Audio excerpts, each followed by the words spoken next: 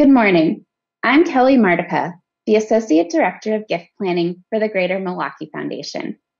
I'd like to welcome you to the 2022 Annual PA Seminar put on by the Greater Milwaukee Foundation, the Herbert J. Miller Society, and in partnership with the West Bend Community Foundation, the Oconomowoc Area Foundation, and the Greater Cedarburg Foundation.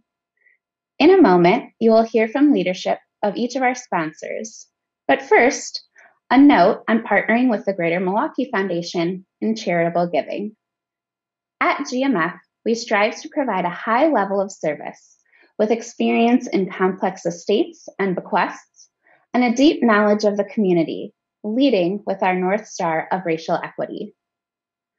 We are excited today and grateful to be joined by keynote speaker, Attorney Terrence M, our most recent Herbert J. Miller Society Outstanding Professional Advisor of the Year, Blaine Gibson, and representatives from our sponsoring organizations. We're also appreciative and thrilled to be joined later by two amazing community ambassadors and advisors that will be participating in our Can Do It seminar series for a question and answer session following Attorney Franklin's presentation. Now, I'd like to introduce Ellen Gilligan, GMF's President and CEO, to share more of our mission and introduce our partner foundation members. Thank you, Kelly, and good morning, everyone. Welcome to our Fall Professional Advisor Seminar, where we celebrate the role of professional advisors in philanthropy. We present this seminar to build knowledge together and say thank you for our lasting partnership. After 100+ years of serving our community, the Greater Milwaukee Foundation is reimagining philanthropy, finding new ways to have greater impact, and inviting all philanthropists to the table, following our North Star of racial equity and inclusion, because we know our region doesn't move forward unless we all move forward. Our commitment is clear in our donor relationships. Consider Danae Davis, one of our own, Executive Director of Milwaukee Succeeds and a member of GMF's leadership team, who felt enough trust and passion for the foundation that she recently set up a legacy gift. This way, Danae's decades-long advocacy for Black and Brown youth and educational equity lives on beyond her upcoming retirement from Milwaukee Succeeds and even beyond her lifetime. Danae wasn't alone on her journey. She had support from 3 strong Black women: former board chair Jackie Hurd Barber, Faisha Lynn Bell, GMF's newly promoted Director of Development and Major Gifts, and her professional advisor, Jennifer Amediegu. Through her gift, Danae, as always, is leading by example and inviting other donors of color to see themselves as the philanthropists they are. This is demonstrating our fundamental belief that we are greater together. This holds true across our region. GMF is fortunate to work with our outstanding partner foundations toward a thriving Greater Milwaukee. We are so grateful for your partnership. And at this time, I'd like to invite our partner foundation members to introduce themselves. Hello, my name is James Danaher. I'm an attorney with the Schlamer Law Firm in West Bend, Wisconsin. Our firm was involved in the founding of the West Bend Community Foundation, as in 1999, Cliff Nelson and Doug Ziegler approached Jim Spella to find a way to create a tool where future generations could continue to support West Bend. The result was they created a local foundation with a local board of directors focused on local needs. With our partnership with the Greater Milwaukee Foundation, it has allowed the West Bend Community Foundation to grow to where it is today. Since its founding with the seed money from the Ziegler and Nelson families, we now have over 60 funds from individuals, families, endowments, foundations, and agencies. Per capita, the West Bend Community Foundation is one of the largest foundations in the United States. Currently, over our history since its founding in 1999, over $40 million has been given, most of it in the West Bend and Washington County areas. The West Bend Community Foundation supports local charities and identifies the needs in the greater West Bend area to support those charities and to make West Bend a better place. We have, as indicated, now over 60 individual funds. Many of them were started with as little as $25,000. If you can consider funding or starting a seed fund and then funding it with your estate plan, you can really make a difference in your community. The West Bend Community Foundation continues to look for people who are interested in Greater West Bend and Washington County. And now I want to introduce Bob Johnson and find out what great work they're doing at the Oconomowoc Area Foundation. Thank you. My name is Bob Johnson, and I am the chairman of the Oconomowoc Area Foundation. Our local foundation it provides an easy and effective way for our citizens, our local citizens, to set up charitable donations and donate to different charitable organizations that provide local support to our needs in the city of Oconomowoc. One of the unique things about our local foundation is all of the monies are spent right in our own community, and people really relate to that pretty well.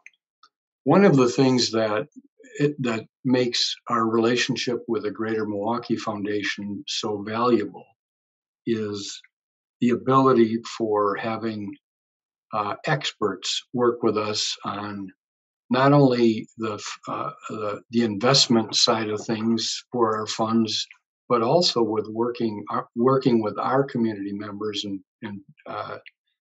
and donors to help them decide what is the best way for them to donate and what's the most tax efficient way to do that. And I can very much relate to that. Prior to retiring a year ago, I was a financial advisor myself, and I worked for Robert W. Baird for 18 years.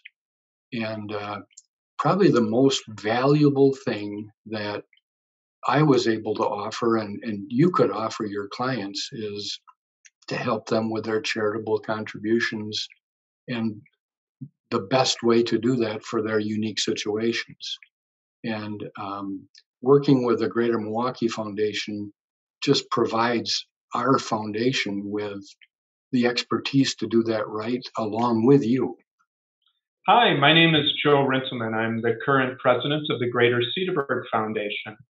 A little bit about the foundation. At the Greater Cedarburg Foundation, we strive to impact and influence the Cedarburg community for today and future generations by supporting nonprofits that preserve the local cultural heritage, enhance artistic endeavors, and support educational, social, and community-based services in the Greater Cedarburg area. The foundation supports both programs and capital projects that enhance those attributes that make Cedarburg unique. At the Greater Cedarburg Foundation, we appreciate being able to work with professional advisors because they fill an important role in helping their clients to achieve their philanthropic goals in the most effective and efficient manner possible. The Council of Professional Advisors can provide insight and opportunities that may otherwise be overlooked. Professional advisors are also a rich resource to answer questions about tax implications, benefits and drawbacks of different philanthropic approaches, and even how just to get started. I'd like to thank you for the opportunity to address you today.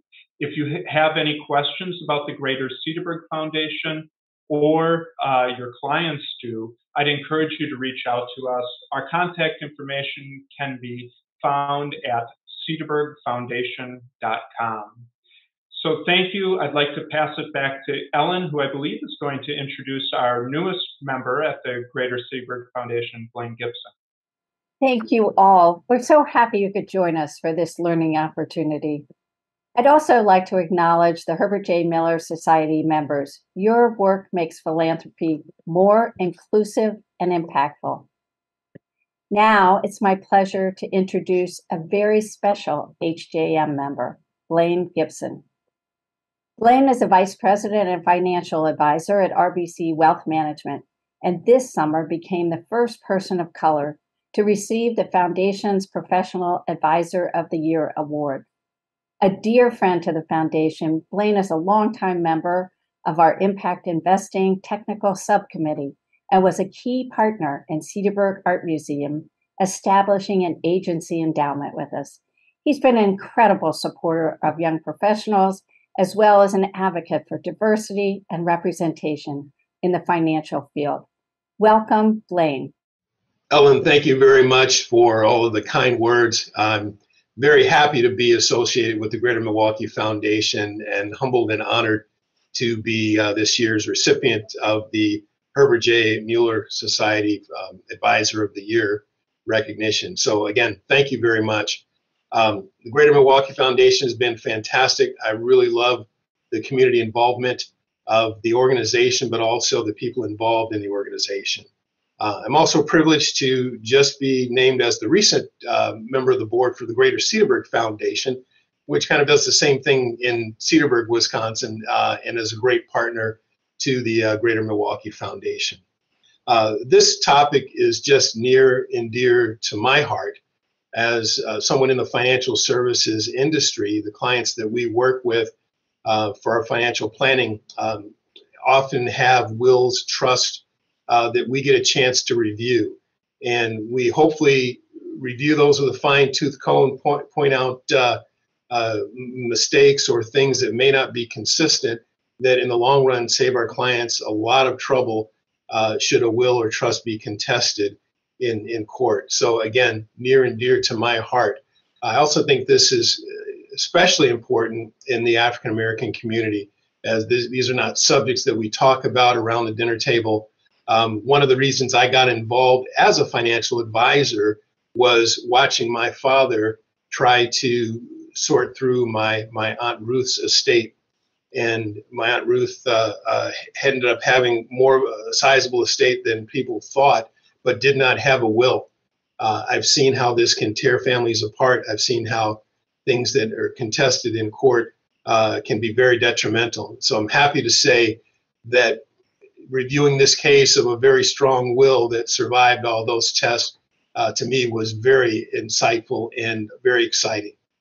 A little bit about our speaker today. Attorney Terrence Franklin has extensive trial and appellate experience, including successful published appeals and the landmark Mueller case, which was brought before the California Supreme Court and established a fiduciary exception to the attorney-client privilege for successor trustees. An active member of the trust and estates legal community, he has served as chair of the Diversity, Equity, and Inclusion Committee of the American College of Trusts and Estate Council, acronym is ACTEC, where he committed to improving the membership among diverse and minority lawyers. In addition, he serves on the California Membership Committee and has served on the Fiduciary Litigation Committee for ACTEC and the Board of Directors for the ACTEC Foundation. Terrence was named one of the top 50 lawyers in Los Angeles by the Los Angeles Business Journal in 2022. And in 2021, he received a Lifetime Achievement Award from Chambers and Partners for his work in diversity, equity, and inclusion. Attorney Franklin is frequently called upon as a speaker to national, state, and local estate planning trusts and probate groups such as ACTEC, ABA Real Property, Trust and Estate Law Section, and the USC Gould School of Law, Probate and Trust Conference, where he is also program chair. As I had said before, this topic holds a position near and dear to my heart. I think that when I look back upon my own experience in this area, it takes a lot of people to make a will or a trust or basically an estate plan happen. Not just the attorneys, but the family members and financial advisors, advocates, and things like that all come together to make this happen. So my hope is that we can see ourselves in a position like this to help others out, especially those that are underrepresented in areas such as this. So without any further ado, I would like to introduce today's speaker, attorney Terrence Franklin. Thank you, Blaine. Thank you for having me here today and for helping me to fulfill my life's mission to bend the arc of history towards justice. Now, I've had the great fortune of being able to share this story across the country over the last few years, and it's a story about my ancestors and what they did to make a difference for me today. You see, my fourth great-grandfather, John Sutton, was a white farmer in Jacksonville, Florida, and he owned, yes, I said owned, my fourth great-grandmother, whom he described in his last will and testament as his mulatto slave, Lucy, aged about 45. The will went on to set Lucy free along with her 14 children and grandchildren. Now, today I'm going to recap a story about how I came to uncover this whole episode before I tell some stories about some other Black women who are also contemporaries of Lucy's who may well have known and whom we can imagine just might have helped her and the family along the way. They, like Lucy, faced obstacles till they pushed back and said no way to slavery and racism in the antebellum courts in the only ways that they could.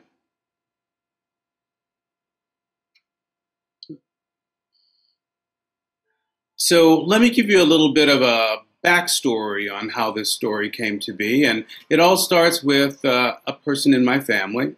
It's my great aunt Viola, and I'll tell you a little bit more about why she was so special to our family shortly, but suffice it to say that in 2014 we were going to be celebrating her 100th birthday, and we were following in a long tradition African-American families of family reunions where we were going to celebrate Aunt Viola at this little mini reunion in Florida, in Southern Illinois in 2014. Now, to honor her, I wanted to do something special to recognize the significant role that she played as a matriarch in our family. And I remembered that I had seen some material some years before in a family reunion that I'd gone to back in 2001.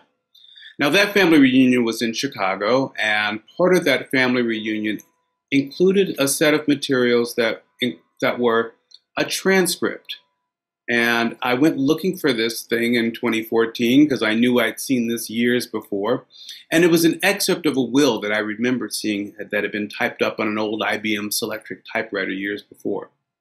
Well, it turns out that my fourth great-grandfather, John, was a white farmer in Florida, and he owned Lucy, and he had described her in this will. And according to this little excerpt, John's will also provided that after his death, all of his other property was to be sold in order that Lucy and her family could be taken to a free state like Ohio or Indiana or Illinois, which is exactly where they ended up. Now, John named a man named William Adams, who, as it turned out, was Lucy's white half-brother, to be the executor of the will because John knew that William would make sure that the family would get safely to freedom. Now, because I had been practicing trust and estates litigation, handling will contests and family disputes for over 25 years, and I was a fellow in the American College of Trust and Estate Counsel, ACTEC, I set about trying to track down a copy of that will in honor of my great-aunt Viola's birthday, because I knew from that little excerpt exactly where the copies were supposed to be recorded in Illinois, and a copy was recorded in Georgia, where the family had been before, and the copy, or the original document, was in Jacksonville, Florida. Well, I reached out to a couple of lawyers who were fellows in the American College of Trust and Estate Counsel. And the first one called me back and left a message and explained that the Great Fire of Jacksonville had destroyed the entire city in 1901, and that I was highly unlikely to find any records from that time period, all the way back in 1846. But a paralegal called me too. And I talked to her about it, and I explained to her how significant my great-aunt had been to my family, how she'd walked 4 miles each way to get her degree at Southern Illinois University, and about how she had traveled with her husband, who was a Tuskegee Airman, with him to training where she helped teach the children of other Tuskegee Airmen before they shipped off. And as I told her about that, she became intrigued by this whole story, and she said, "Yeah, there was the fire, but let me see what I can do." Well, by the end of that day, I had an email back from this paralegal, and she said, "We'd found a John Sutton file. We don't know if it's the right one, but we should have it by Friday." Now, mind you, this is the week that I'm going back to Southern Illinois to celebrate my great aunt Viola. And at the end of that week, on that Friday, I got an email from Ann, the paralegal. And the email from Ann said that they had found the file, and she told me to call her. And she asked me what to do next. And I said, take a picture. And that was when an image came across the internet from a time when communication mostly meant transportation. And there on my desk, across 170 years of time, was this red wax seal on a piece of paper. And as I looked at the other images that came through, I saw the front and back of it, a sort of an envelope that was made up by, we didn't have a lick 'em stick 'em envelopes like we do today. They would just fold over a piece of paper 2 ways and seal it with the wax. And on the back of that, there was a notation from the lawyer, Gregory Yale, indicating that he had prepared this will on January 24th, 1846, and was leaving it with the court clerk in Duval County for recording. And this 2-page handwritten document, written by a lawyer named Gregory Yale and marked at the end with an X, was the beginning of my family's freedom. Well, after John died, the family did in fact sell everything and travel with William Adams from Jacksonville. And the story goes that they went on boats around Florida Peninsula, through New Orleans, and then up the Mississippi, where they claimed their freedom in 1846. Well, I had the good fortune of having found these documents, and I shared them with my family at the family reunion in Illinois. And as we shared those documents and enjoyed that experience, one of the things that we did at that mini family reunion was we all gathered together and talked about the significance of this person, John Sutton, and what he meant to our family. And we all tried to grapple with an understanding of this person. And I wondered if our family reunion name should include the name Sutton, because it didn't at the time. And a young cousin of mine said, why would we want to have this rapist slave owner's name associated with us? And I didn't have a good answer for him, but all I knew was that somehow John Sutton had made sure that the family was freed at the end. And I also knew that Lucy and the family did use that name, Sutton, so it seemed to me that there was some good reason for that. But the other thing that sort of got in my head was, what would make a white man in 1846 make a decision to forsake property and essentially a part of his white privilege almost by choosing to give up people that he owned, even if he did it by will? Well, I was so intrigued by the idea that maybe there was some kind of relationship, or I don't want to describe it that way because it's certainly true that there was no consent in a relationship between a man who owns a woman. But I also believe that perhaps Lucy exercised some agency, and that over this time that they were living in this arrangement together for 30 years with 8 children and 6 grandchildren, that she perhaps had some instrumental role, despite being an enslaved person, in helping to make sure that her family and that her children would be free.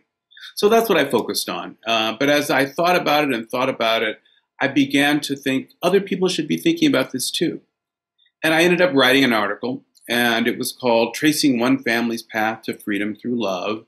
And it was, finding that will sparked my curiosity. And I wrote that article, and I speculated that maybe there was something, maybe not love, but some kind of understanding. We know that John owned Lucy, and she had no consent to give, and that's rape. And yet the nature of human existence, we face trials, and we determine how we're going to survive them. And sometimes we make the most of our circumstances. And in any case, we want to believe that Lucy did something to help make her family free. Well, after I wrote that article, I got an email from a professor who teaches at Suffolk University, and she told me that she'd read my article and she'd written a book called Fathers of Conscience, Mixed Race Inheritance in the Antebellum South, and Professor Bernie Jones was her name. And she told me that she'd written this book about white men who had left gifts of emancipation or property to enslaved people, and sometimes the gifts were upheld in court, but other times they were challenged as invalid, because the public policy of the state didn't allow for Black people to just be free. Well, hearing about that and reading that book got me thinking and wondering, and thinking that other people should hear this story too and have a clearer understanding about the nature of slavery and how it worked and how the rules of property would sometimes be interfered with by this racist policy that states would have.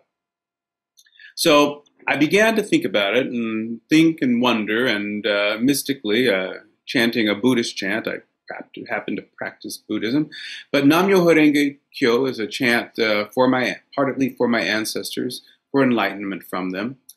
And this one day when I was chanting with my then boyfriend, now husband, before I was really a practicing Buddhist, I chanted with him. And while this was going on, I had this crazy mystical experience. Like, I felt that John and Lucy were there with me, and they were telling me that there was more to this story, and that I needed to dig into it and come to understand it. So that's why I started outlining a novel with a contest in it, because I thought, this is what I do. I do will contests and family disputes. And if I want to make this story of a family's will that sets my ancestors free so that they make it to freedom more interesting as a story, I should add conflict. And I know how to write conflict, so I'll throw in a will contest. And as I did that, I thought, well, I'll make up a character, a brother for John, who wants to own the family and wants to claim their value, and perhaps is even after John's daughter. And I decided to call him Eustace, because it seemed like a good old-timey name at the time. And I decided to outline this novel, and Eustace would fight to keep the family enslaved and beat them and all of that. So I started outlining this story. But I always imagined this one amazing courtroom scene where Lucy could somehow be on the stand, even though I know how impossible that would be. And she'd be able to say, yes, John Sutton owned me, but I owned him just the same, in some fantastical idea in my mind. Well, that was sort of the start of this thinking about what I might do to try to convey this story. And since after that, I decided to keep digging further. And fortunately for me, about 6 months after I began outlining that novel, I was going to be at a lawyers' conference of Trust and Estates lawyers in Southern Florida. And while I was going to be there, I decided I would try to find out more about these documents.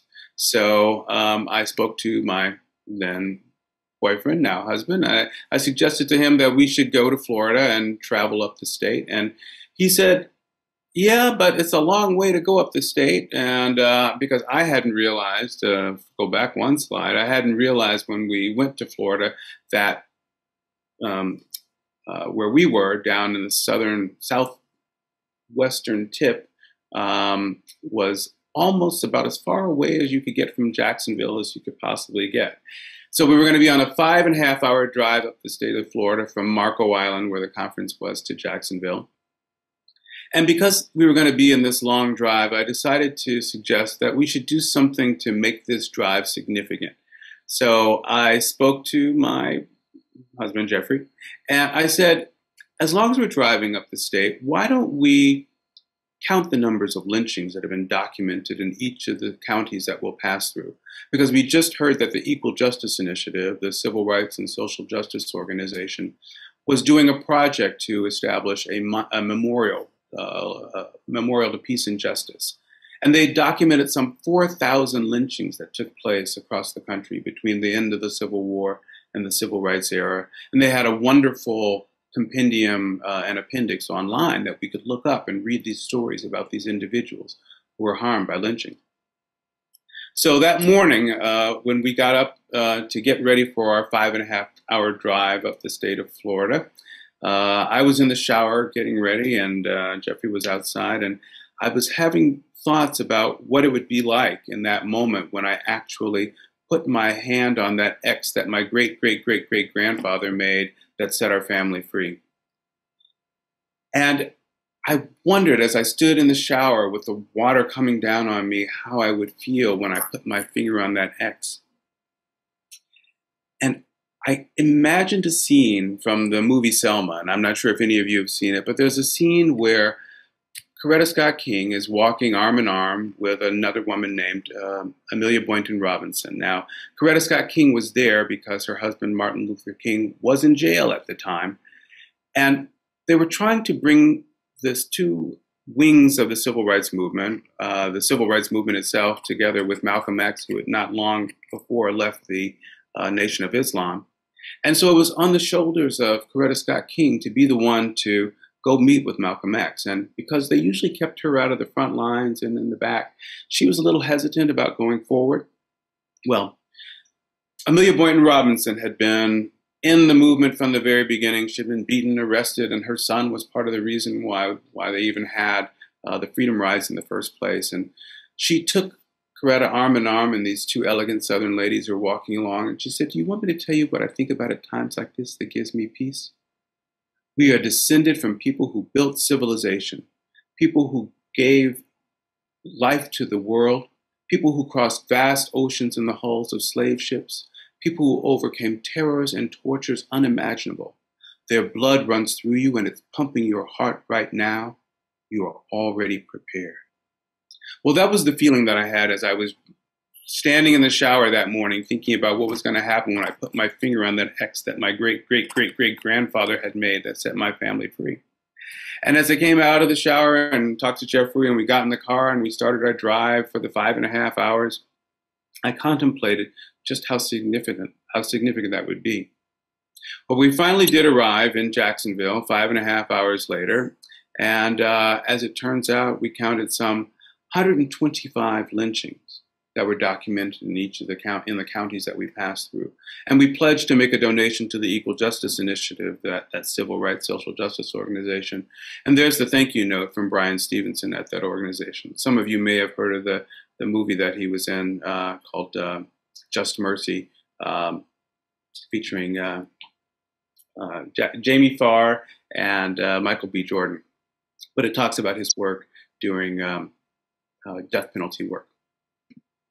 Well, we did arrive finally at the courthouse. We are outside the Duval County Courthouse, where I'm expecting that I'll actually be able to see and inspect and touch my great-great-great-great-grandfather John Sutton's will from 1846. This is a little emotional because I've been looking for this for a while, and it's been in the family or known about for a long time. So, especially as a trust and estates lawyer, gets me kind of worked up. So, here we go.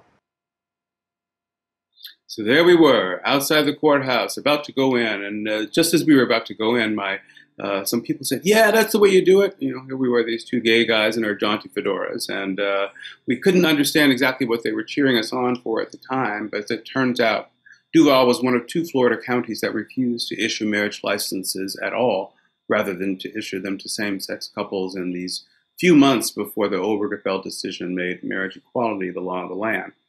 So I think some people thought we were there to get our marriage license or something, but that wasn't why we were there. We were there for those documents, and we made our way to the basement of the probate department. And once we got down to that records department, we talked to the clerks who said, "We don't know anything about any will, and you have to come back tomorrow." We said, "No, we got to see these documents. We've driven 5.5 hours. We've got to see these documents today."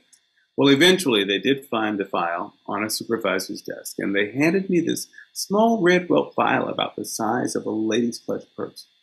And it was almost like I could sense the smoke and ash of the Great Fire of Jacksonville that the file had somehow managed to survive to make it to my hands.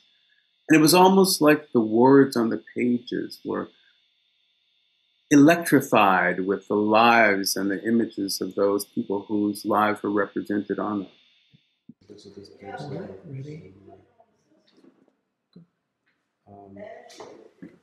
here it is. John Sutton's will.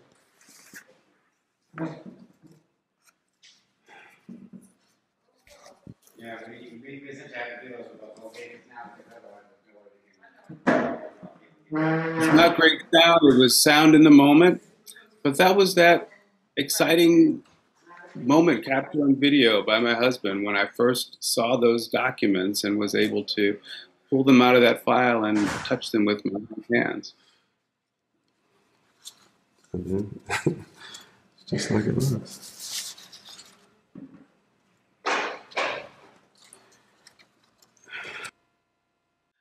As I sat there and looking at these documents, that emotional rush that I was expecting to feel when I put my finger on that X, it didn't come because I was curious about all these other pages in the file, and the lawyer brain kicked in.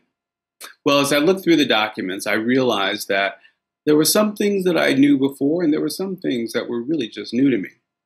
For example, in Article 4 of the will, it said that John willed and bequeathed unto his trustee, friend, and relation, William Adams, as I said before, Lucy's white half-brother, as it turns out, to be the executor of the estate.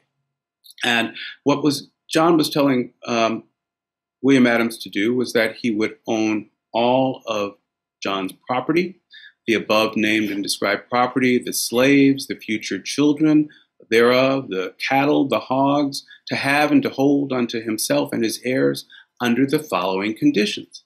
Namely, that on my death or as soon thereafter as practicable, he, William Adams, shall remove the slaves and the children and all of the property and permit them to be removed to the state of Ohio, Indiana, or Illinois, or another foreign jurisdiction where they can enjoy their freedom. Okay? But it also turned out that the fifth article said that I further will and declare that in case the above conditional bequest of the said slaves to the said William Adams is at all impeached in a court of justice or by any other persons except for Adams claiming to own said property, or if anybody claims a right to the property that's adverse to me, or if they claim that the will is invalid or against the laws of Florida, then William Adams shall own them outright. Well, this was a fascinating provision. It basically was saying that John was giving the property to William Adams, including my ancestors as property, only on the condition that he would make sure that they made it to freedom. But if somehow the will were challenged, or if there were a claim that John didn't really set them free, that William Adams would own these people outright and that he would do the right thing. Because John trusted that William Adams would abide by his intentions and see to it that the family would be set free.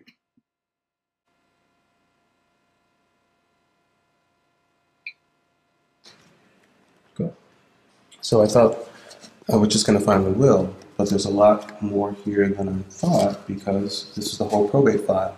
So it includes the petition to appoint William Adams as the executor. It includes a bond that he had to post for administering the estate, a bunch of other papers. So I'm kind of taking a quick survey to see what this is.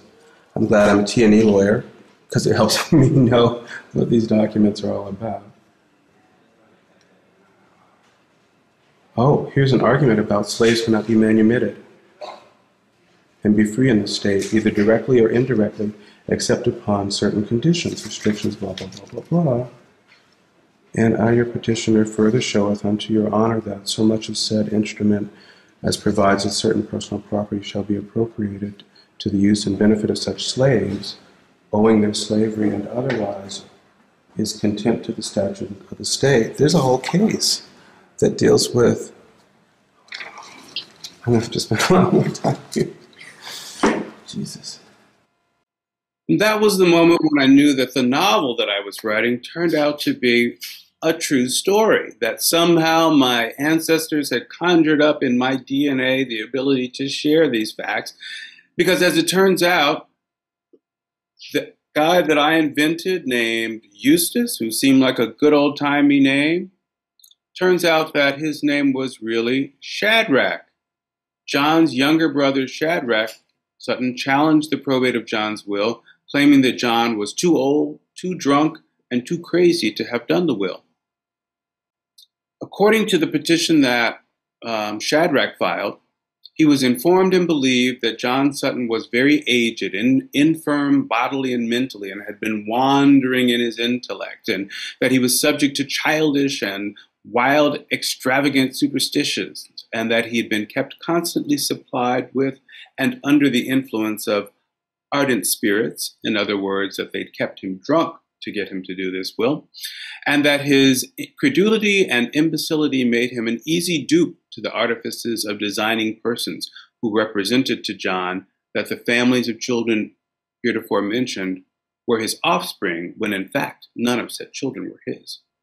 So these allegations in this petition claim that John couldn't have made this will, that he was wandering in his intellect, that he lacked the capacity, that he was under undue influence, that he was plied with alcohol to force him to do this will to set Lucy and her family free.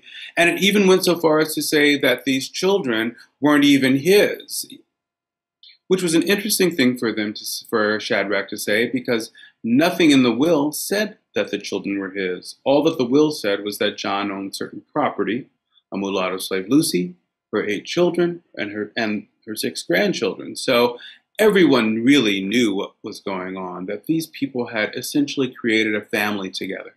And as John, who was some 30 years older than Lucy, was about to die and was ill, he wanted to make sure that they would be set free and in a safe place. And that's the step that he took. He also didn't trust his brother Shadrach. Your petitioner further showeth unto your honor that said John Sutton, being not of sound mind and disposing memory aforesaid, was incompetent, according to Shadrach, to make any disposition of his property by will according to law, and that the instrument in writing that he called his will and testament is null and void. Now, it was also interesting that, and your petitioner showeth that your honor he is advised and believes that slaves cannot be manumitted and set free in the state, either directly or indirectly, except under certain circumstances, conditions, limitations, none of which have been complied with. Now, this was a fascinating bit of information. What it turns out is that there was a statute that had been passed in the state of Florida, I believe in 1829, that said that you couldn't bring any more black people into the state of Florida and set them free. Well, you could bring them in, but you had to pay a $200 fine per person freed. You had to post a bond for the value of the individual, lest they become a burden on the people of the state of Florida. And they had to leave within 30 days. So effectively, there was no way that you could just set someone free in the state of Florida, even though that's what John believed that he could do and had attempted to do in this process. The will. Here's the will contest. Or at least it's in that matter. Testimony of Gregory Tabb and John Moore, witnesses taken upon court by consent of the council. I'm going to skip through this one because I'm going to tell you that what we learned in the file was that not only was the will there, but there was also a transcript from the will contest trial. The transcript consisted of the handwritten notes of Judge William F. Crabtree, who was the judge who presided over the trial. And according to the notes, Gregory Yale was the name of the lawyer who drafted the will. And Gregory Yale testified that John had an appointment to come see him in town in Jacksonville, but John had been too sick to make the 2-day trip into town. So Gregory Yale traveled out to the farm where he was greeted by John's family and his sons. And according to the testimony, he didn't call them his slaves, he called them John's family, his sons. And they explained to Gregory Yale, the drafting lawyer, that back when they were in Georgia, they'd heard rumors that they could be set free in Florida because there was a long history of black people escaping to Florida, sort of mingling in, escaping, living with the Seminoles and creating lives there. And as it turns out, the statute prohibited it, even though a lot of people got away with it. And according to Gregory Yale, the drafting lawyer, the family explained that they had moved there believing they could be set free there, but it wasn't until they got to Florida that they found out otherwise. The other thing that was really fascinating is that there was a moment when Lucy came into the room, according to Gregory Yale, the drafting lawyer, and Lucy was asked what she wanted to do. And she said she would have just as soon stayed there in Florida, but Shadrach had always threatened to beat them if he ever came to own them. So we knew that Lucy was fearful for her family's life and for their safety. And Lucy somehow managed to envision a world for her children and her children's children, a world of freedom that she had never seen. and somehow conveyed to John how essential it was that the family be set free before John passed away. So we have, the other thing that's fascinating about this is that there is an indication in this transcript from Judge Crabtree that Lucy's testimony was to be disregarded, and it's literally stricken through. So only because we have this original file that I've managed to track down, or that fate and destiny of my ancestors have led me to uncover, that we are actually able to know what Lucy's words were. We are aware of her desire and her existence and her insistence that her family be set free. So how did it all end up? March 10th, 1847, Judge Crabtree issued his final decree. And in that final decree, he upheld the will as valid, and he ordered Shadrach to pay $28.08 in court costs. So justice wins in the end. The true story is that the family had already made it to Illinois by the time this decision came out, although we were working on several creative projects that sort of shift around the time frame for those things.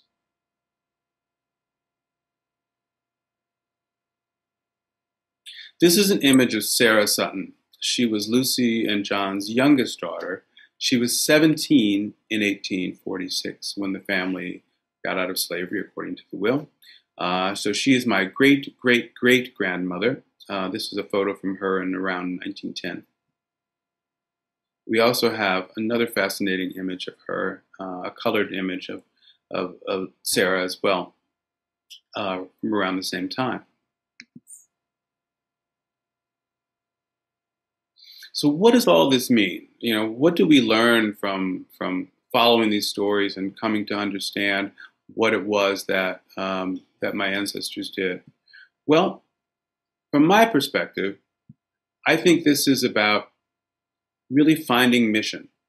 In the course of digging through this story and coming to understand what it was that my family was trying to do and make it their way to freedom, it occurred to me that this is really about how we can change the world. I used to think of history as what happens to famous people, to kings and queens or princes and pontiffs, or to ordinary people who did something extraordinary, like Harriet Tubman or Rosa Parks, Martin Luther King, Bryan Stevenson at the Equal Justice Initiative. But unpacking these stories, these true stories of the lives of real Americans like my ancestors, helped me to see that we live in the midst of history every day. It shapes and it changes us all the time. But we have the ability to shape and change history too, in the way that we live our lives and in the stories that we share about them. And just as I stand on the arc of history with my ancestors at one end, Lucy, who got John to make his mark on his will, taking that anti-racist action to make life better for those who came after, including me. At the other end of that arc, are our descendants yet unborn, looking back, holding us to account for our actions in this time, asking us whether we are taking anti-racist actions in this moment for the future. So I've come to understand that it's my mission to take action, to do what I can to help bend that arc of history towards justice. And every time I share this story, I'm working to fulfill that mission to bend the arc of history. And I'm doing it through a whole array of creative projects that are in development right now. And since I first found it in my spare time outside of practice of law, which is my full-time job, I've been able to be inspired to work on a bunch of different projects. There's a novel, there's a series for TV, there's a documentary project that we're working on, there's a podcast, and we're working on a curriculum for law school. We're also working on a musical piece with the Oakland Symphony Orchestra. But digging into this and doing all this research has also helped me uncover the stories of other Black women whose fascinating stories are just as fascinating as my ancestors' stories. And in many ways, they had real life overlaps in terms of time and place with my ancestors.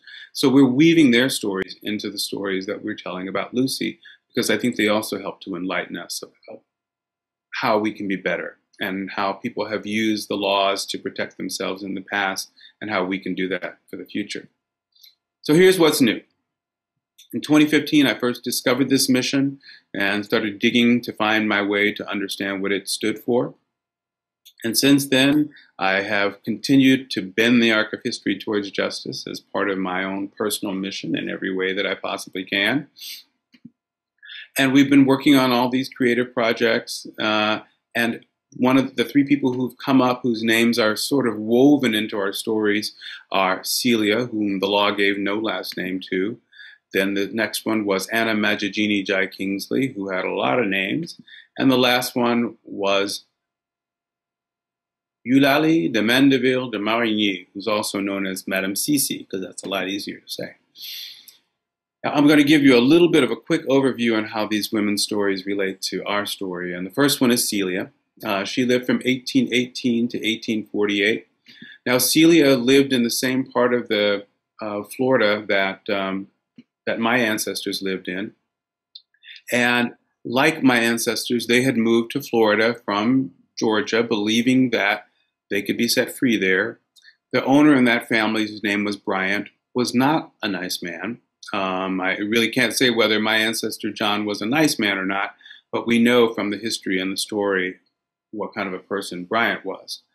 Now, according to what we've been able to dig up and understand about this person, it has an interesting parallel with another person named Celia.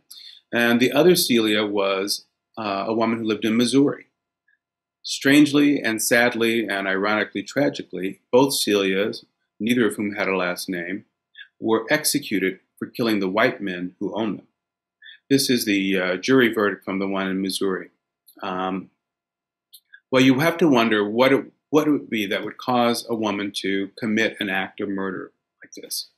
Well, take a look at this newspaper article from the this was a blown up from the New York Times. It was from a local newspaper in Fulton, Missouri from, I think it was 1856.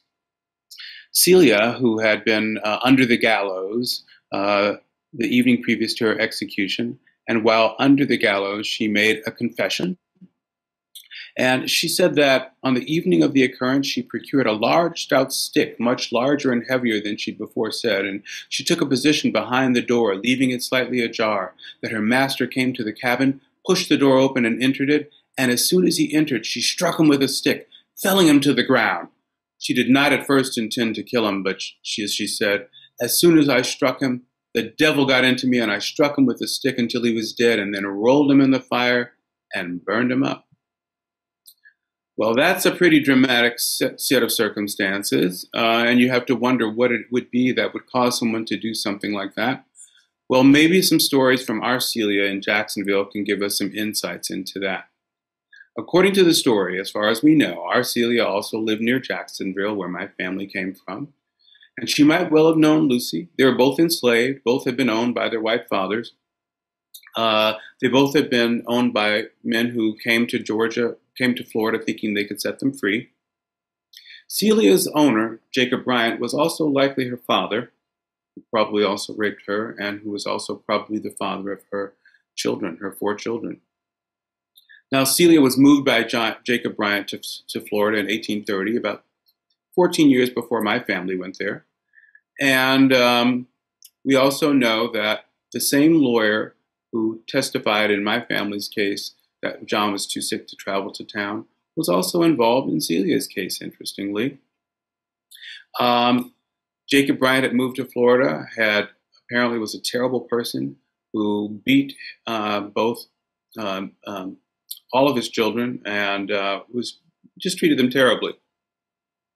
And one day, it seems that Celia was not going to take it anymore. And as Jacob Bryant was approaching one of her children, she was working on using a drawing knife to make a hoe. And she took the handle from the hoe and she beat Jacob Bryant on the head until finally she took the blade itself and she slashed him in the head with it, and she killed him. A very dramatic moment. And according to the court records, the reason why he was there was he was administering discipline to Celia. More likely than not, he was there to try to rape her again. Now, interestingly, Celia's conviction was for manslaughter, not murder. And although the jury recommended clemency or mercy, the judge sentenced her to death. Well, Celia's attorneys appealed the judge's sentence, and the trial jurors actually petitioned the governor of Florida asking for clemency for Celia. Half of the citizens of Jacksonville took up Celia's cause, and half wanted to see her hang. Now imagine a highly polarized time, where half the population wants to expand rights for all people, and the other half of the population are intent on restricting, not expanding the pool of people entitled to the rights afforded of living in this country. And the people who want to restrict rights are clinging to power at all costs because they're morally afraid that if they give any more rights to the oppressed, that the newly empowered people will come after them with a vengeance and treat them as cruelly as the powerful had treated them.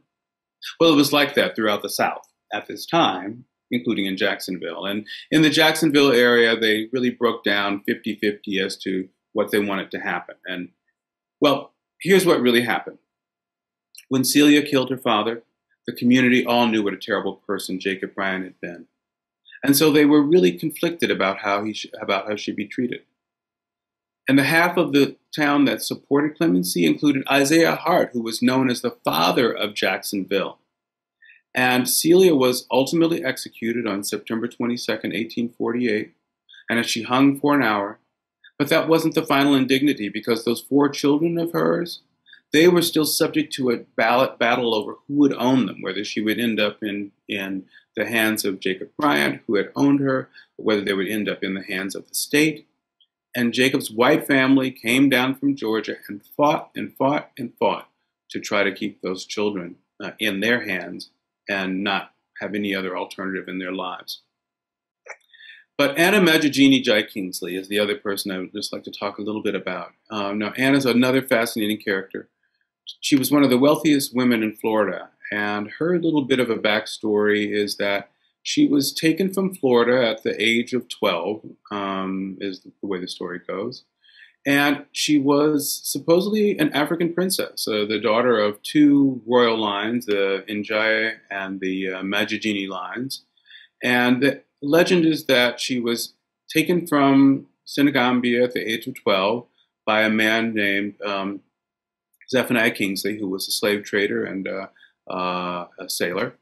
And Zephaniah took her to Cuba and married her in a ceremony there. But he also set her free along with the children that they had. And then they had another child that was born after that was deemed to be free. And he put her in charge of his plantations, installed her and put her in charge. They also had 2 daughters who they married off to powerful white men in Florida, while he sent Anna and the 2 sons off to Haiti, where they could take care of his property there. Now, when Zephaniah died in 1843, about 3 years before John Sutton died in my family story, and Zephaniah was 78 at the time that he died, and he divided his estate among Anna and his 2 other wives, who were also African women that he'd set up these relationships with. And I think for Anna, from the experience of living in a plural marriage society in Africa, this was not an unusual thing. But after Zephaniah died, his sister, Martha O'Neill Kingsley, challenged the will, and she claimed that Black people weren't allowed to inherit property in the state of Florida. Now, as a side note, Zephaniah's sister, Martha, is the grandmother of James McNeill Whistler. So she's actually, Whistler's grandmother was the woman who challenged the will in that case. Now, what happened in that case? Well, after Zephaniah died, Anna's son, George, came from Haiti to the United States to fight in court to protect their right to inherit Zephaniah's property. But George was killed at sea. And that put the burden on Anna to decide what she was going to do. And she knew that under Zephaniah's will, she would forfeit her inheritance if she left Haiti. But she said, no, I got to go fight for this property in Florida. And so she argued to the court that when she and Zephaniah had arrived in Florida, that they had been citizens of Spain, since Florida was then Spanish territory. And therefore, under the treaty between the United States and Spain that brought Florida into the Union, and which was signed by John Adams, who was then the Secretary of State and the Ambassador of Spain, they both signed it. Anna and Zephaniah were citizens of Spain, entitled to all the rights and privileges of citizens of Spain. And the fact that Anna was Black could not stand in the way of her right to inherit the property from Zephaniah.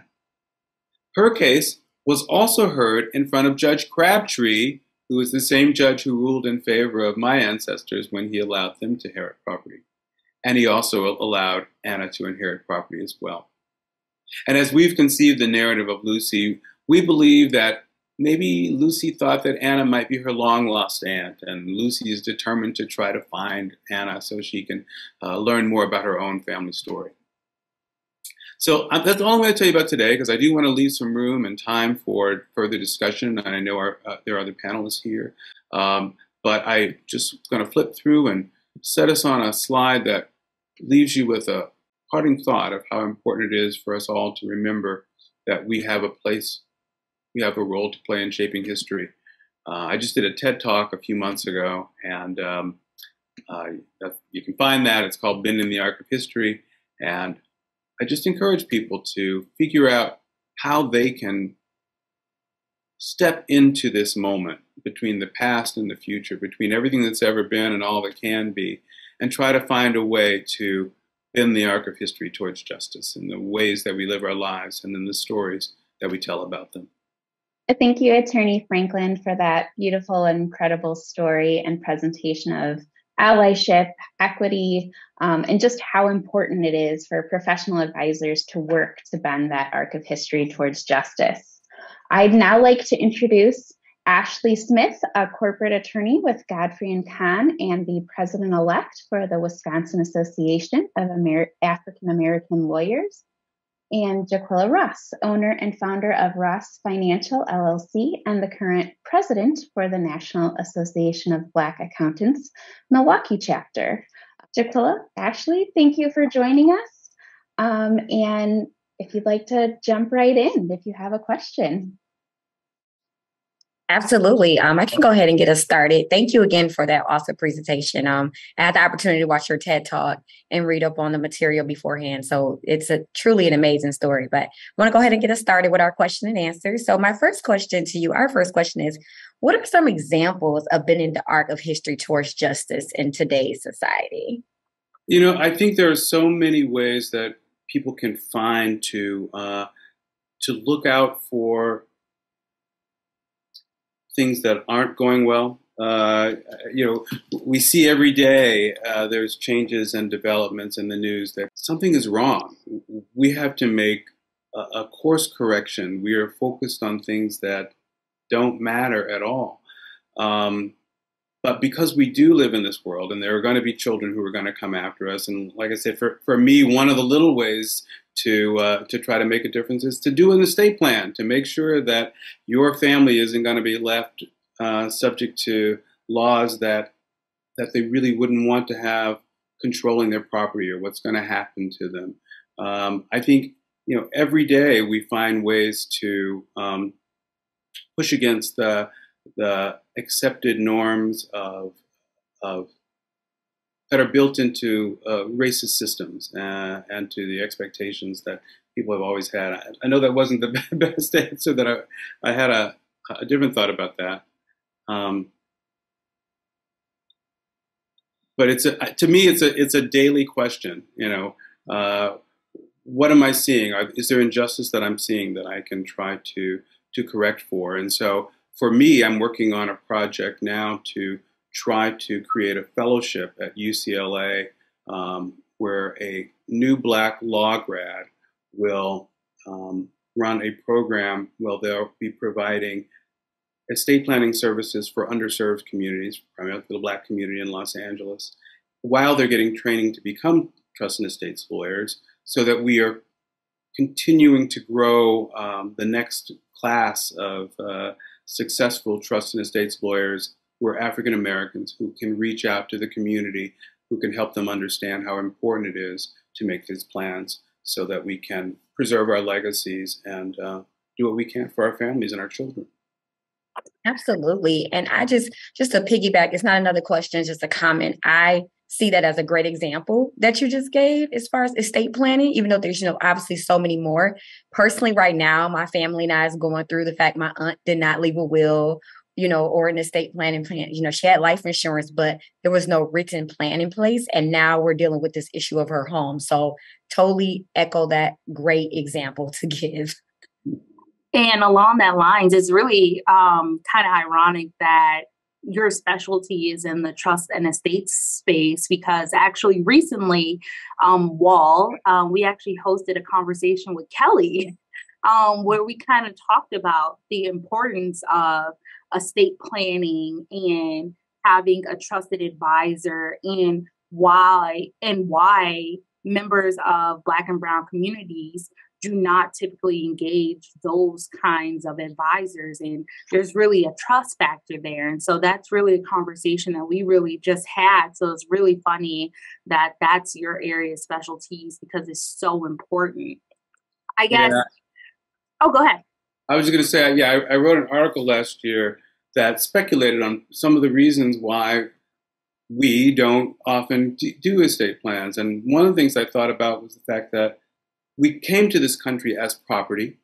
We were held as property. We were treated as property. And even when we could gain some property somehow, there were ways to take it away from us. And those were written into our laws and were accepted as our customs and were the ways that things happen. And I think for a lot of people, you think about, what can I give my children that can't be taken away from them?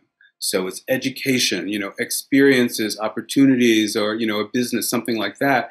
But we don't, I think even at John Lewis's funeral, I think Barack Obama said, he told the story about how his mother would say, I'm putting something in your head that nobody can take from you. Mm-hmm. So I think we don't have a long history, I think, as a collective community of doing estate planning so that we can transfer this aspect of our legacy from one generation to the next.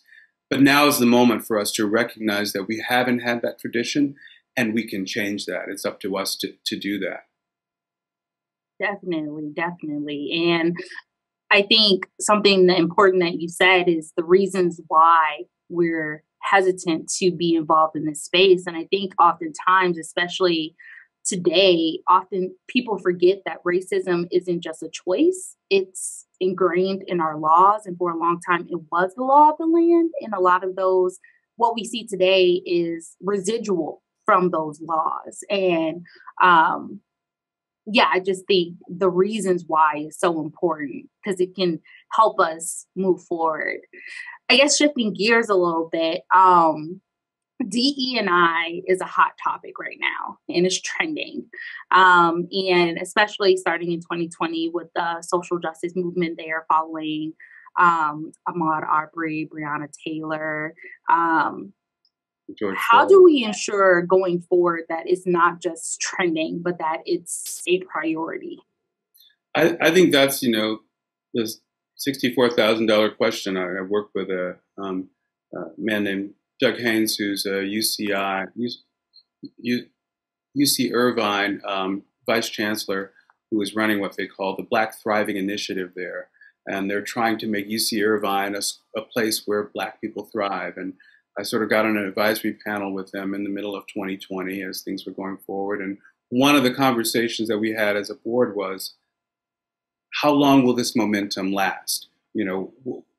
Is this forever, or is this the passion of the moment of George Floyd and that we're worried about? And how can we keep this going? How can we make this sustainable? And one of the things I think he honestly acknowledged is there will be a limit to the current emotional energy that we have. And not only that, there will be a backlash, because we've seen that in this country whenever there's been advances in justice and human rights, that there's a backlash, a push against it. And we see this happening even now with resistance to things like critical race theory and all of those ideas.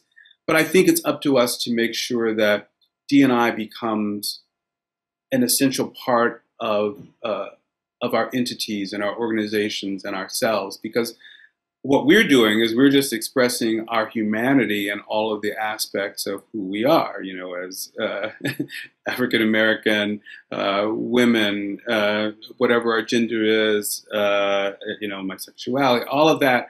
We are just expressing ourselves as human beings. And I think what we're trying to do is to get to a point where other people are recognizing that humanity means acknowledging all of these aspects of identity. So, that's the challenge. How do we make it happen in a day-to-day basis? I think it's by expressing ourselves, for being our authentic selves, and letting people know who we are and that we exist as a full person. And, I'm almost 60 years old, and so I grew up at a time where so much of what we did was figure out how to be on the side, or to glaze through those spaces where we don't take up too much space, where we don't, let these aspects of our humanity shine. And I think one of the problems with that is that it has allowed for people to go, okay, well, he made it, and that's good enough. But that was sort of not the full version of me. So I think we have to continue to show up and be present and present our full selves. And I think that's an thing that we have to do in order to let DEI be part of our lives. Yes, I echo that 100%. And I would also, just state very quickly that I think it's also with us lifting each other up as well. Like, if one of us make it, making sure that we can help someone else behind us.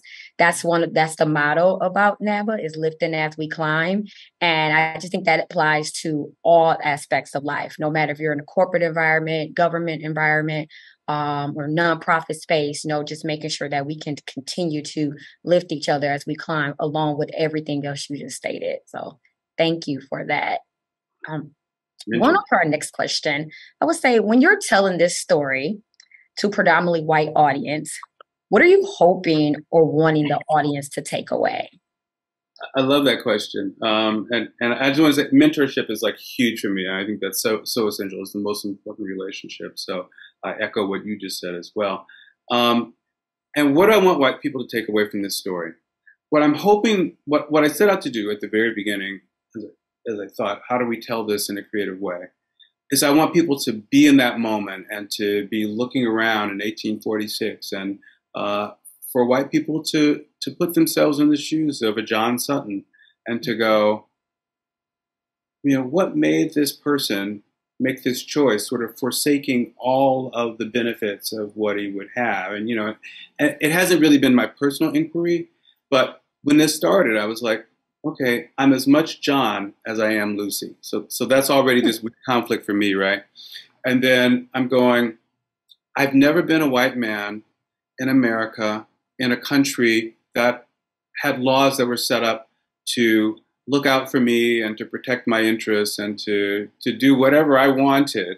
I've never been that person. So it's hard for me to wrap my head around what it is that would have motivated somebody like John Sutton, who basically gave up everything in death, yes. Could he truly have loved Lucy? I don't know. He owned her. I don't know. But I know what it feels like to be loved by a Black woman, by my mother, by my aunts, by my ex-wife, by my daughters. And I know that they'll do anything they can to protect their children, whatever they can to protect their family. So part of what I do when I tell this story is what I feel from my own experience as I try to understand this.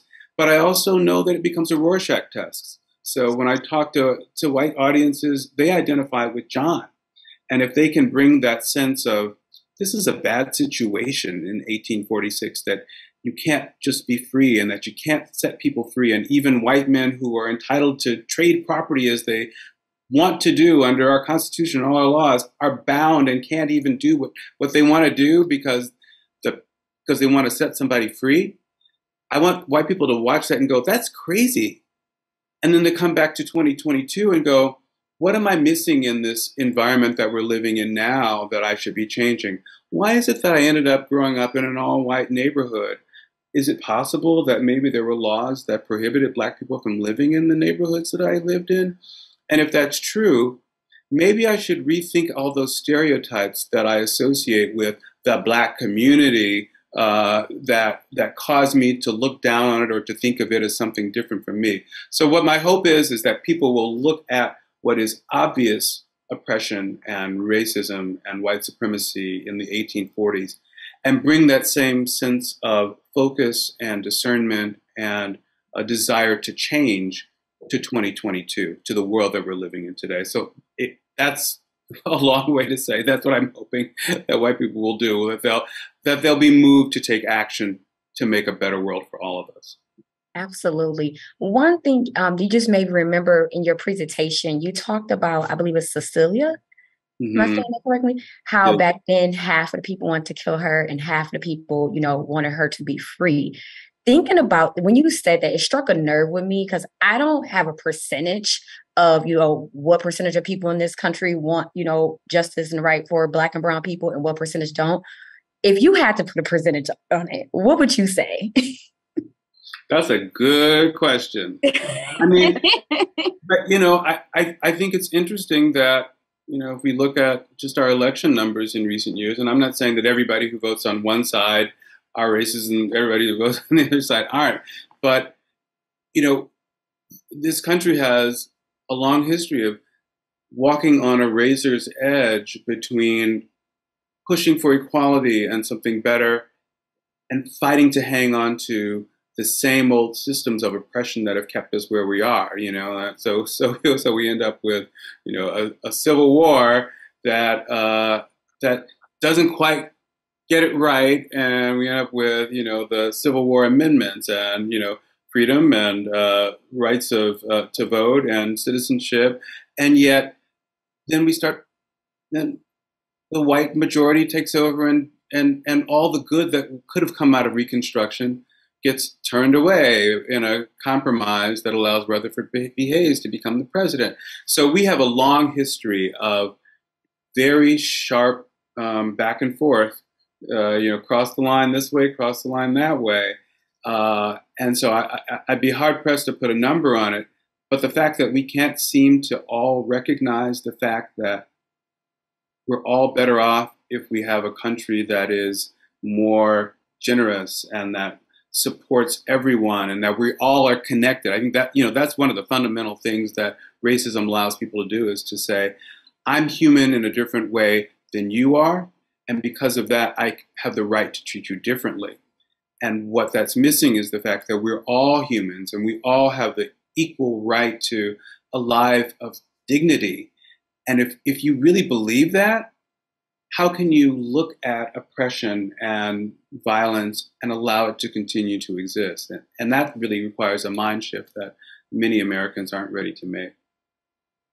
I think going back to Jaquila's first initial question about how you present your story to white audiences, I think something that's really powerful about your presentation, and I also watch your TED Talk, is that through telling your story, you get across the difficult conversation of race and everything that comes with that in a disarming way. I think oftentimes with talking about race, especially as we just try and talk about it more in the workplace, it's very hard to have that conversation without making people defensive right away. And so I think what's really powerful about your story and how you present it is that it comes off in a disarming way. This is what happened. This is what I discovered. This is what it is. And I think that's a really powerful approach to talking about race and everything that comes along with it. You kind of end your presentation with hope and encouragement. And how do you get there? And how do you kind of maintain that silver lining mentality as we continue to navigate everything that comes with race and the oppression and the injustices and just the lack of equality across the board? It's a challenge, and I guess where I end up coming back to is that, the reason why I'm here is because some ancestors of mine, these folk over here and old Sarah, they worked and they lived and they survived and they overcame all this stuff. And for me as a Buddhist, I start from gratitude. I am grateful that I didn't have to go through all that they had to go through and to survive to get here. I have so many benefits and so much in terms of privilege, just to have had parents who loved me and cared about me and who supported me. So that all causes me to recognize how grateful I am to be where I am in these circumstances. But it also makes me go, how can I make this better for other people? How can I bring my good fortune and this experience that I've had? And how can I deny the fact that my ancestors expected that if I got a benefit, that I was going to give a benefit to someone else too?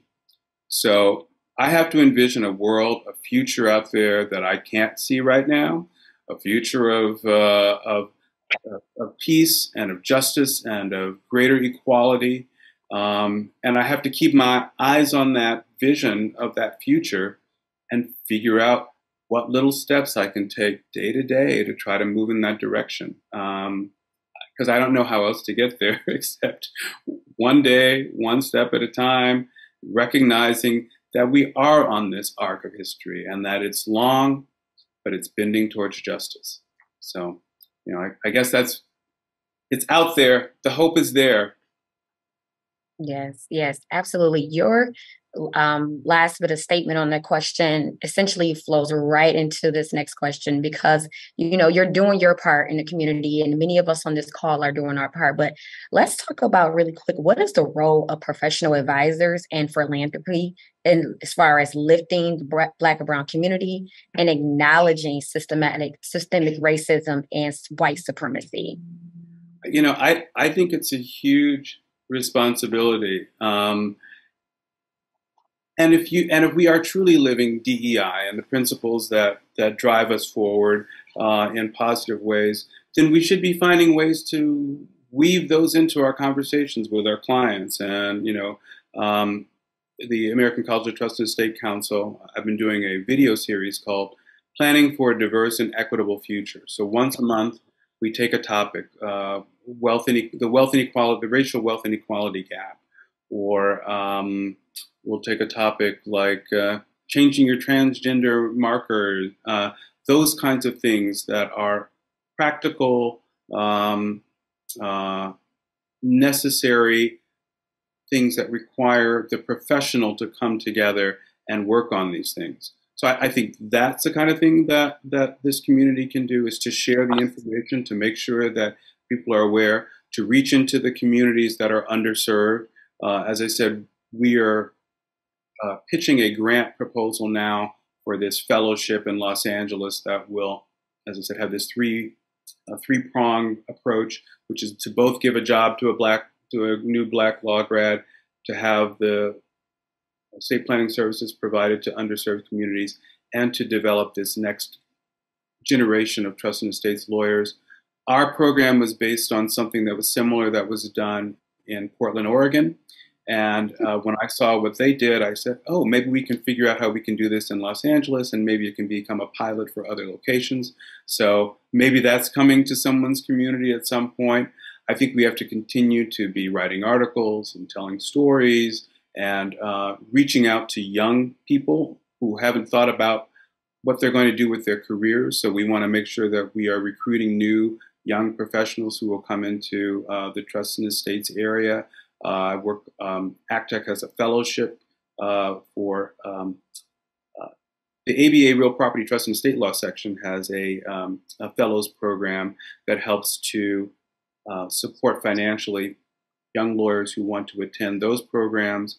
And ACTEC has borrowed from that to create another fellows program to continue to train people. So there are, I think, the only limits on our ability as professionals to make changes that will help to improve this circumstance is our imagination. I think if you read articles, Professor Thomas Mitchell, who's been doing work on inheritance on in property that doesn't pass by will or by trust. There's a national uniform law on and I think of the word heirs property. Heirs property. So there's been a lot of changes in heirs property and this uniform law that tries to deal with those situations where there's possible fractionalized interests. And Professor Thomas Mitchell got a MacArthur grant for the work and research that he's done. And so there's been new work on planning from that standpoint. Some of you heard the Bruce's Beach story about the family in California who in the 1920s owned a resort, really, and it was taken over through by the county of Los Angeles, and eventually, just recently, it was turned back over to the heirs of that family through the work of a lawyer named George Fothery here and Kavan Ward, who's an activist in the community. Reclaiming Our Land, I think, is the name of her website. So there are lots of ways that we can do this, and I think we have to be open and attentive and look for the opportunities to continue to use our practice as professionals to share the work and to keep moving forward. Thank you. Attorney Franklin, I kind of a follow-up to that last point as far as kind of how property is transferred and giving back. One of the topics we've discussed here at the Greater Milwaukee Foundation in the last few weeks that I gave a little brief presentation on for our culture committee was on reparations. How do you feel, those kinds of things are fitting into estate planning now, and kind of what kind of options might people think about or would you encourage as far as potential reparations through estate planning or through giving back to the communities that perhaps property or land or assets or wealth was taken from? I think those are really great opportunities for people who want to try to make a change, to do something better. And something that you might be interested in hearing about is that there's actually a little movement afoot to try to create a special, what do you want to call it? A special designation in the tax code that would allow for reparations, almost like direct payment. So if a family decided that, our family has a history of holding slaves, but we want to donate to, and even go to individuals who we know were impacted by those decisions in the past. I think they're calling it the 40C3. But there's some fellows in ACTEC who are working to push forward this idea, because the U.S. Estate tax really was created as a tool to level out wealth disparities. So the whole point of the estate tax as it was originally created was to try to reduce the amount of inequity between the most rich and the poorest. Well, these brilliant thinkers who are working on this project, and they've been doing presentations around the country called 40 Acres and a Mule, have come up with this concept where if you draft the statute properly, the federal tax statute properly, that you might be able to make direct payments to individuals who could benefit from it, which would normally fall into, it wouldn't qualify for a charitable deduction because it would be going to specific individuals. But the idea behind this is that because it has this purpose as fulfilling the reparations goal, which absolves the government and our country of the obligation to a large degree by shifting it into the hands of private individuals, it actually is this creative idea for trying to effect something like reparations. I'll have to send you some information on it. There's some articles, there's a great article on it and some videos out there that you'd love to, I'm sure you'd love to check out. Yes, thank you so much. And thank you for your time today. Sequilla, Ashley, any other questions? No other questions. Just want to say thank you again for taking the time to spend with us today, to share this story over and over again, for doing the TED Talk and just everything. What a remarkable story. What a remarkable attorney. So thank you so much for everything that you do. It's been really inspiring to talk to someone in the professional services space. I know Jaquila is also in the professional services space, and to really talk about how you give back to the community and how you're making a difference. I know it really inspires us in what we do every day as well. Wow. Thank you, Jaquila and Ashley. And thank you all. I mean, when I was asked to do this, I grew up in Chicago, so Milwaukee was Me too! I'm a south side. All the way.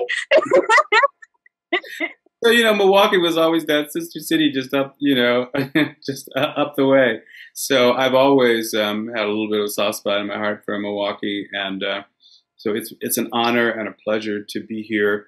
And again, for me, been in the arc of history of justice, it's my mission. So I think we can all find ways to maximize our potential to do good things while we do our work, while we live our lives. There's this idea that your purpose is what you do well, what you can get paid for, what you love, and what the world needs. And if you can find a way to sort of bring those things together, then you're fulfilling your purpose. And you have helped me do that today. So thank you for helping me to bend the arc of history towards justice by inviting me here to share with you. So thank you, Milwaukee, and thank you, the Greater Milwaukee Foundation. Thank you, Jaquila, Ashley, Attorney Terrence Franklin, Blaine Gibson, and our partner organizations. And thank you, participants. I look forward to implementing themes and lessons learned today in my work with GMF in development and philanthropic services, but also around the rest of our organization with donors, professional advisors, and in my wider professional and personal circles. Please keep an eye out for a follow-up email from us that includes a seminar survey. We'd love to hear your thoughts and how you plan to bend the arc of history towards justice. As a note, CLE credits have been applied for, and I hope that you will all continue to engage with the Foundation as philanthropic partners for our charitable-minded clients, but also to incorporate the themes and lessons of today's presentation in your own lives and work. How will you bend the arc of history towards justice today and every day?